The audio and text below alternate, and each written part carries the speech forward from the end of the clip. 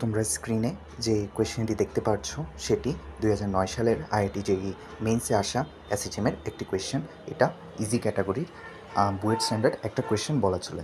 আজকে আমরা এটা সলিউশন করব।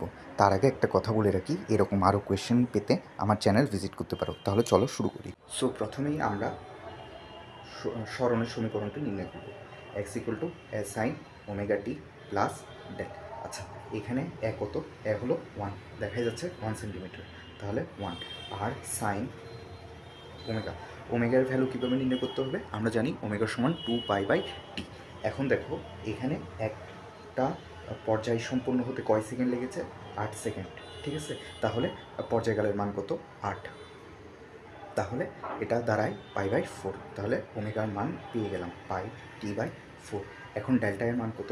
দেখো শূন্য সময়ে শূন্য অবস্থানে ছিল, তাহলে ডেল্টা এর মান 0। তাহলে আমার এক্সের সমীকরণ দাঁড়ায় সাইন π/t/4, πt/4। এটা হলো এক্স। এখন আমাকে অ্যাক্সেলারেশন অ্যাট t = 4/3 জানতে চেয়েছে। তাহলে t = 4/3 বসিয়ে আমি এক্সের মানটা নির্ণয় করে নিই। এক্সের 4/3 কত দাঁড়ায়? সাইন π/4/3, আর এখানে 4 কাটলো, তাহলে থাকে সাইন π/3, তাহলে √3/2। আচ্ছা, তাহলে ভি এর ভ্যালু কত হবে? ডিএক্স ডিডিটি অফ এক্স, তাহলে π/4 cos πt/4। আর অ্যাক্সেলারেশনের ভ্যালু কত? -π²/16 সাইন πt/4।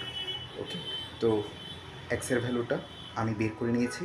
আর এখানে এখন কি t = 4/3 পুট করি, π²16, তাহলে কত হয়? সাইন π/3, তাহলে আনসার দাঁড়ায় √3π², 32 সেন্টিমিটার পার সেকেন্ড স্কোয়ার।